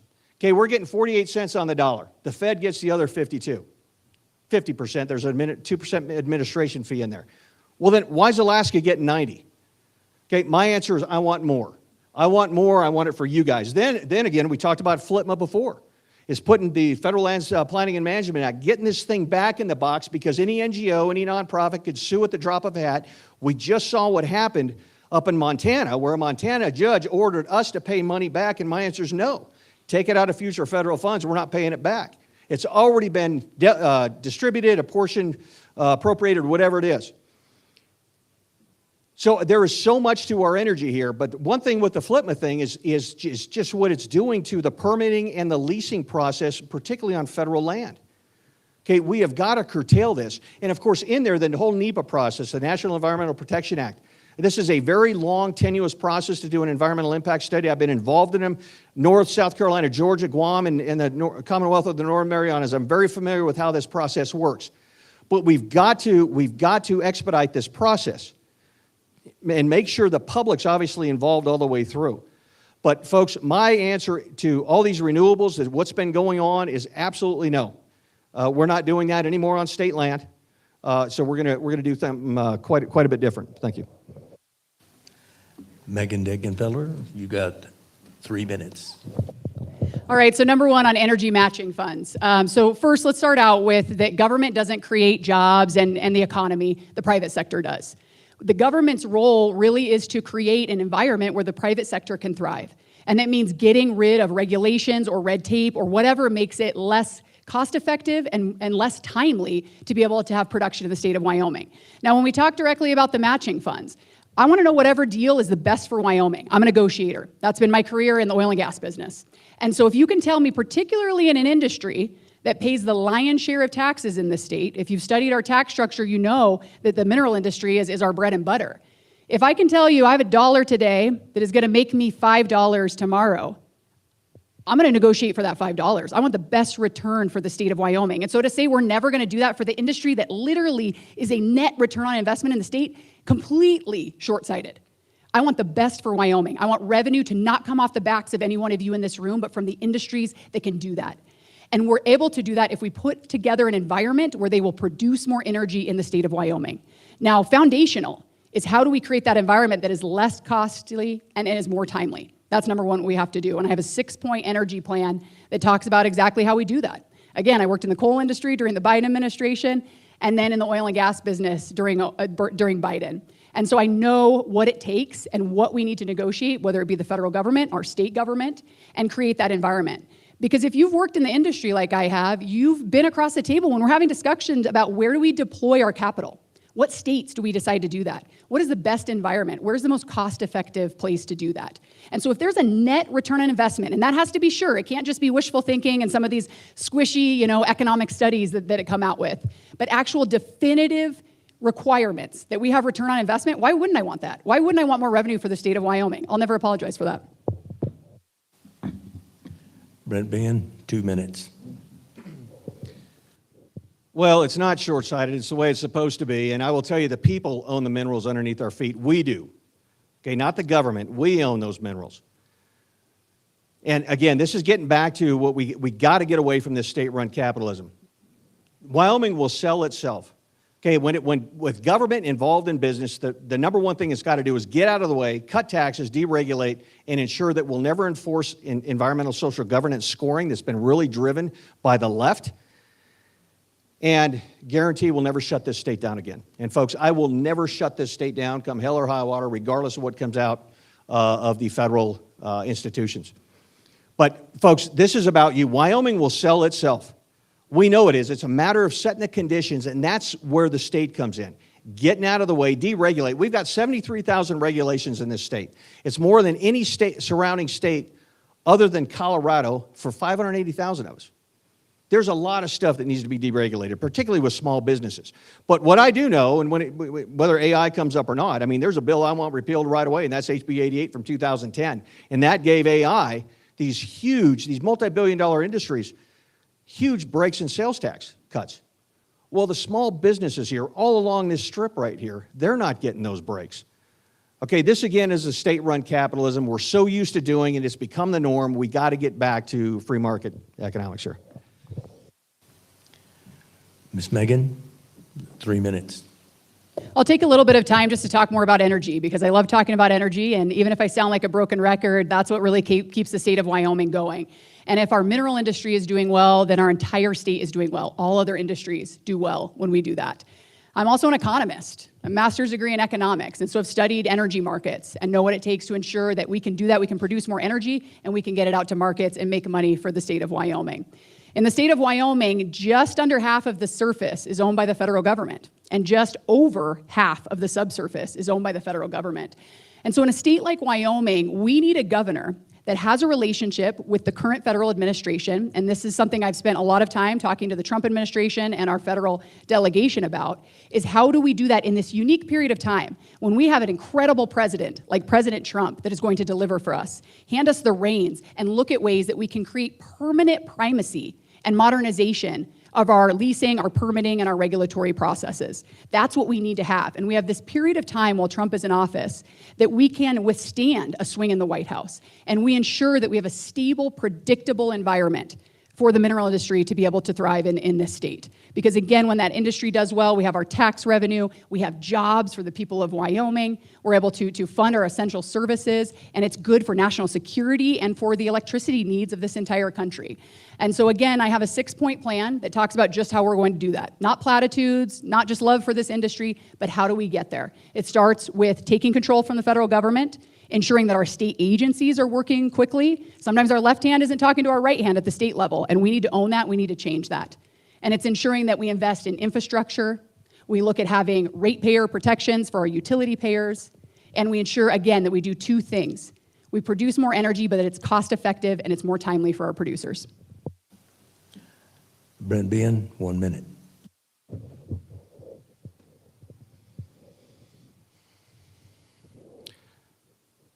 You know, when this comes down to everything in this state's permitted.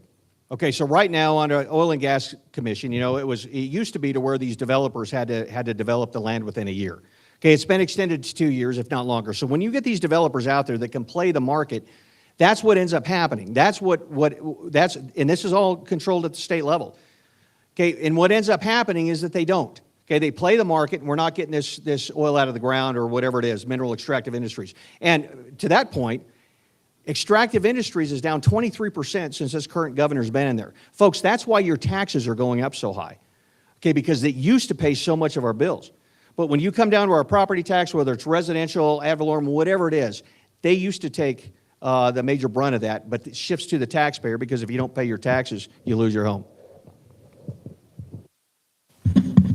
All right. Now, for this topic, we're back to Ms. Degenfelder to speak first. Oh, this is kind of a long one here. So it is.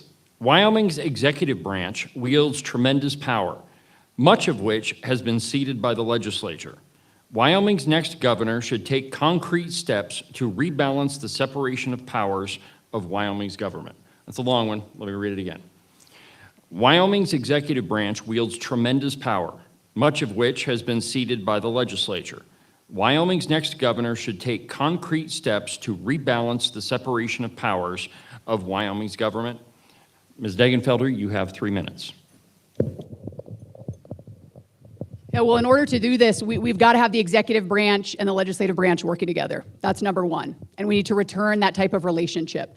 I've proven that I can work with the legislative branch to figure out how we do that, how do we create more efficiencies, and ensure that no branch, as particularly executive, is too powerful. I think that our state government has grown too big. I think that we absolutely need to create efficiencies.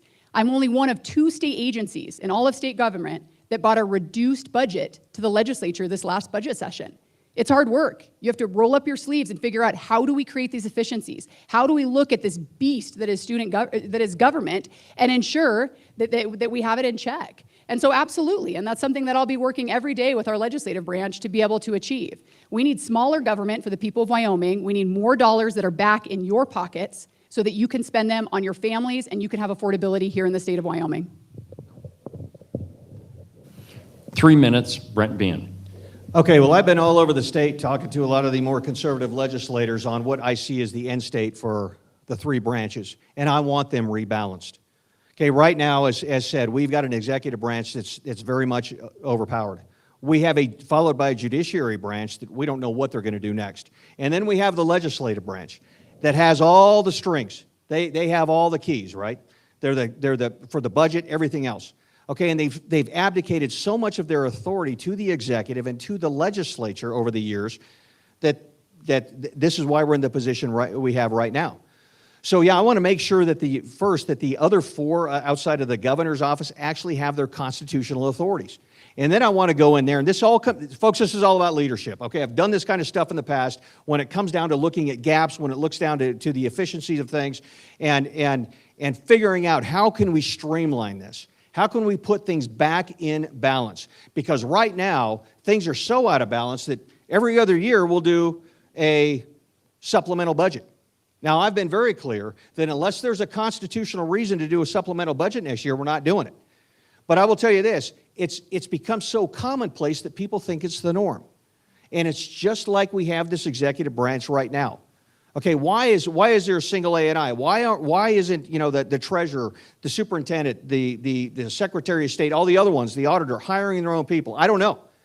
As we kind of look around at this, it's like, why is this all hidden underneath the executive branch? Why is the Department of Audit underneath the executive branch?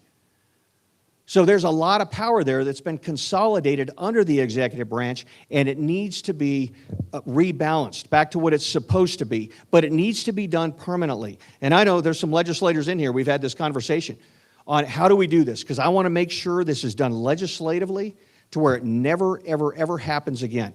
But it's going to be one of those things, it's going to take the will to do it, because we know that this giant bureaucracy that we live in this state, I mean, we have the largest state government per capita in the nation. Alaska's a distant second, and it's just grown. And we got to keep feeding this beast. Well, under my watch, we don't. That is one reason why I want to audit everything. Everything. We have not done a statewide budgetary audit since 1989. Folks, that's completely unacceptable. Now, I recognize that the municipalities do their audits because they have to constitutionally within 6 months of the end of the fiscal year. I totally get it.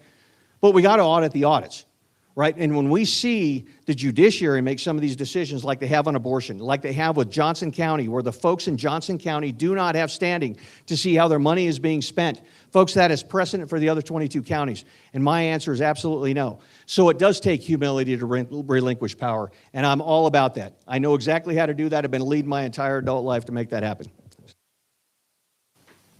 2 minutes, Megan Degenfelder. Well, the next governor absolutely has got to be able to hit the ground running to truly modernize state government, to think differently about how we provide state government. How do we privatize more of what's currently within state government? How do we think differently about our hiring and our firing practices? How do we think differently about how the entire makeup and these different teams and agencies work, our various boards and commissions across the state of Wyoming? I have a track record of getting that done in one of the state's larger state agencies. We need to do that for all of state government, and we need to be able to actually deliver on that.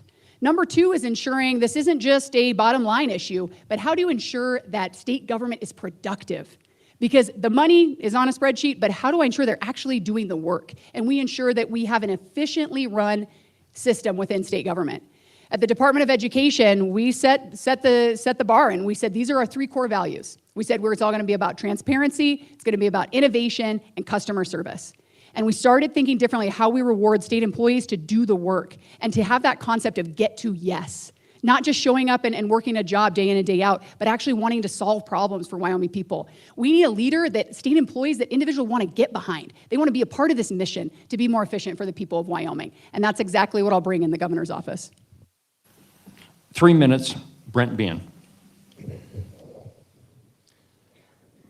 Ultimately, folks, it's all about results. And that's what leadership is. Leadership is the follow-through all the way to the end. Okay, now my definition of leadership is not typically what you hear. Typically what you'll hear out there, it's trust but verify, trust but verify. You hear that all over the place. I am a trust and empower leader. I define the objective, I define the time and the fiscal constraints, and as long as it's done constitutionally, ethically, and morally, who cares how it gets done? But it is a matter of having those metrics in there to make sure it does get done. Okay, and having that oversight. And this is one of the issues I have with a lot of the legislation that gets put out there, is there are no metrics. There's no teeth to a lot of this. Okay, I want this in there. I want performance-based contracting. I want zero-based budgeting with performance metrics in there. Yeah, I do want that. And we've got to do it because you guys are the taxpayer and every dollar is owned by you. The government doesn't have a penny or an acre to its name. It is yours. And we got to remember that. Okay, we must demand excellence out of governance. I know who I'm working for. I'm working for you guys. I haven't solicited a single endorsement in this entire campaign from any elected person, anywhere. Now, I've done a few surveys here and there. Not a single one.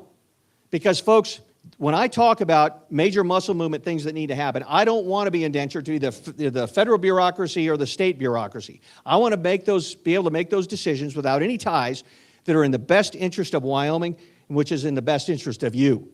And that's what it's going to take. And it does take working, but it also takes the discipline. It takes discipline in accounting. It takes discipline in spending, all those things that are tearing the state apart. And we've got to be able to do it. We have to have the will to do it. And folks, again, as a retired Marine Corps colonel, that's all I did is led my entire adult life, from small to large. You know, one of the last projects I did was the largest thing going at DOD at the time, now Department of War. It was $8.7 billion. I knew where all that money was going. Obviously, I had a huge team, but it was about leadership, and these guys loved it. We made things happen. We were cutting billions of dollars of contracts per year. It was unbelievable what was happening, and we knew where it was going, and there was accounting there. Okay, if they were late, they got penalized. If they were early, hey, they got some bennies in there. But that's what we got to do. That's what we have got to do, and the folks here have to demand that from our government. Okay, we cannot accept mediocrity. Okay, this state should be #1 in the nation in all things good, whether it's on a per capita basis or not. And folks, I will never, ever, ever stop until we're there. Thank you. 1 minute, Ms. Degenfelder. I'll just respond with, if anyone insinuates that an endorsement by the President of the United States of America, President Donald Trump, is indentured gratitude or service, is misguided. because we have a president right now that is taking our country back, and I unapologetically support President Donald Trump. And he wants to hand over the reins to Wyoming to be able to lead, to take those reins, not just to hold them, but to run with them and take the authority from the federal government back where it belongs, to the states, right here to the state of Wyoming.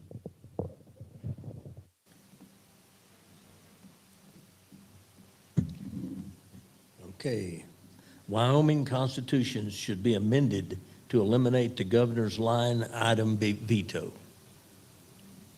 Brent Bean, 3 minutes. Yeah, I disagree with that. I think it's actually a good thing to have in there, particularly when it comes down to budget items. And, you know, as I look at the budget, again, this is a massive, massive budget that we've had. And we just passed the largest budget in our state history. And everybody's still complaining about more money. And it's like, where is this money going? So, no, I think there's relevance to it. I do not think it should be completely taken away from the governor. I do think that, you know, it's one thing that we could possibly look at. Is there any relevance to doing that? But right now, I have no intention of pushing to get rid of line item veto. Ms. Dickenfelder? I believe that the line item veto can be used in thoughtful ways, particularly when it comes to the budget or certain bills. I will tell you one thing, though. I get frustrated with this nonsense of not signing or not vetoing a bill. You know, you might disagree with where I'm going, but you're going to know exactly where I stand and where I'm headed. And so that means you're either vetoing or you're signing every bill. This in the middle, this wishy-washy, I'm not interested in that. Mr. Bean, 1 minute. Well, you know, 2 minutes. You're going to get a sign or a veto from me. That's just the way it is. And I do agree with that statement. You know, it's one of those things that's why the governor's there. Okay, he's the leader. He's the elected leader in the state. And if he can't make a doggone decision, then he should be out of there. Okay, and that's what I'm going to do. Okay, I will make those decisions. I've made tough decisions, whether it's in or out of combat, folks. People's lives are on the line or not. I know what it is to make tough decisions. So when I look at these bills, obviously there's going to be criteria in there. Is it constitutional? Is there any threat at all? Any threat at all to the constitutional liberties of the people of this state? Because, folks, without our freedom, we have nothing. And I can assure you that I fully understand the value of our liberty because I have witnessed the end state of tyranny, whether it's in Bosnia, Kosovo, Afghanistan, or Iraq, and it's horrific. Okay, and I will do everything to uphold my oath to defend your constitutional liberties. So I will look at every bill. I'll look at every single one of them. And if something needs a line item, particularly with the budget, you know, I'll do that. I will do that. But ultimately, my litmus is to protect your constitutional liberties because, again, without our freedom, folks, we've got nothing. Megan, 3 minutes. I just told you I wasn't going to be wishy-washy, so I don't think I need the rest of my time. Okay, 1 minute for Brent. Mr. Brett, 1 minute.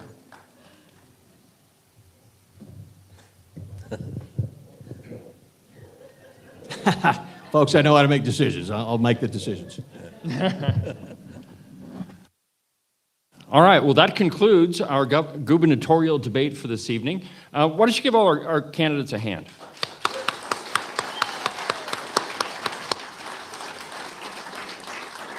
So as we did with the congressional debate, I'll give our candidates 1 minute to sum up, and as we started with Ms. Degenfelder, we'll start our closing with Mr. Bean. Folks, I do believe that the 2026 election is the most important in our state history. I've been voting in this state since I was 18 years old. Most of it's been absentee. But I've been very proud to be from this state. I do not like our direction that we're going right now, and of course I don't like the direction of the nation right now because we see socialism coming in and we see the variables that's associated with that, the big bureaucracy, the high taxes, the high energy costs, and the high inflation.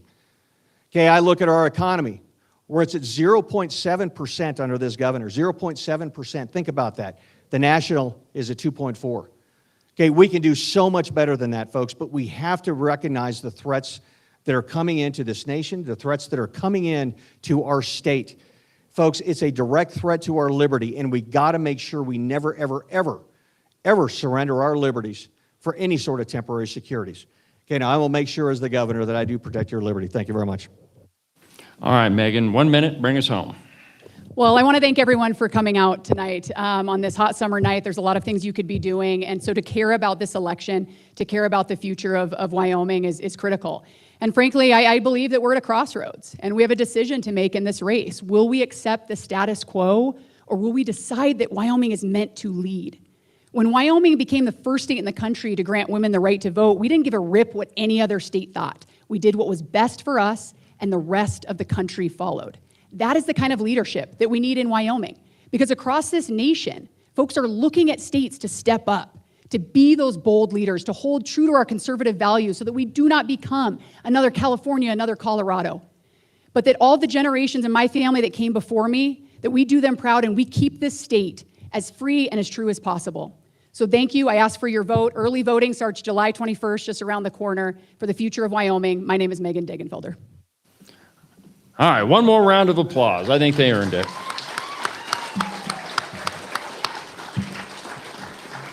Okay, stick around. In just a second, we're going to put that QR code up so we can do a straw poll for the gubernatorial debate. And Mike, if you're still around, I need you to unlock your laptop for me. So we'll do the straw poll. I'll give you 10 minutes, and then we'll find out who won this thing. So just back in just a second.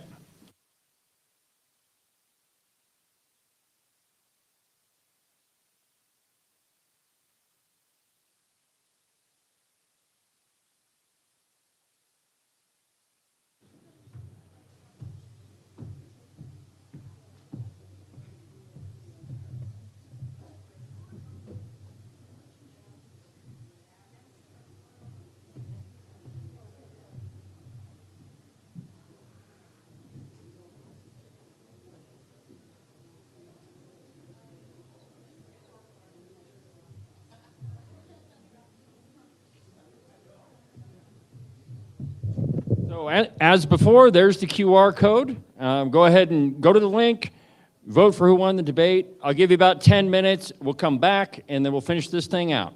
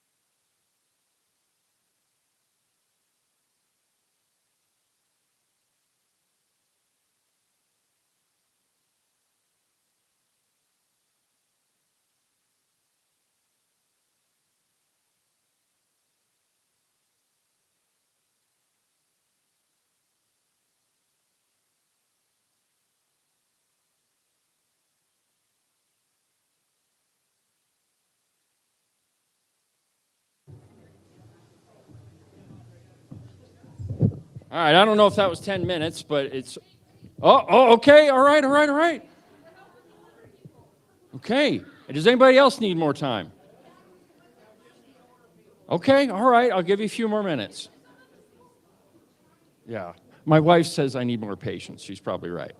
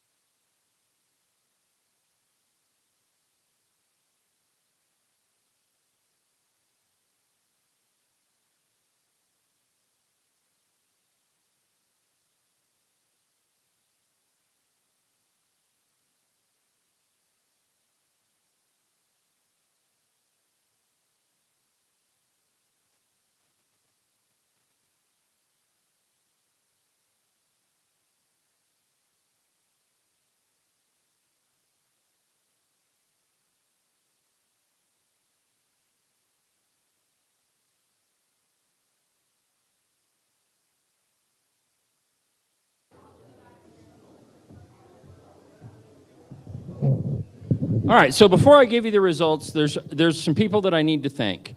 The staff of the Open Range Record, our writers do an amazing job. And if you can imagine how, just think about me being the guy that looks over everything you've written. And I mean, I'm telling you, I am relentless sometimes. And so they do a great job putting up with me, and they do great work. And here's the cool thing. I don't believe that you need to have a piece of paper on the wall to be able to write something. I don't believe that you have to have a piece of paper to have an opinion. There are a lot of people that have a lot of things to say, and they just need a venue to be able to say them. And so, when we started the Open Range Record, I didn't intend to hire all women, but that's how it worked out. But they do a great job. They put up with me. And so if you could, please give them all a round of applause. They do an awesome job. Thank you. Okay, so let's find out what the results are.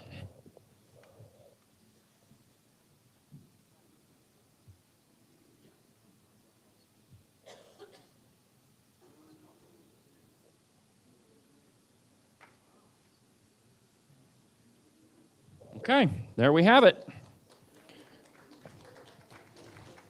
So congratulations, Megan Degenfelder, you won the straw poll. Thank you all for attending this evening. Thank you all for reading the Open Range Record. I appreciate it. Be safe going home, and make sure you keep reading the Open Range Record. Thank you and good night.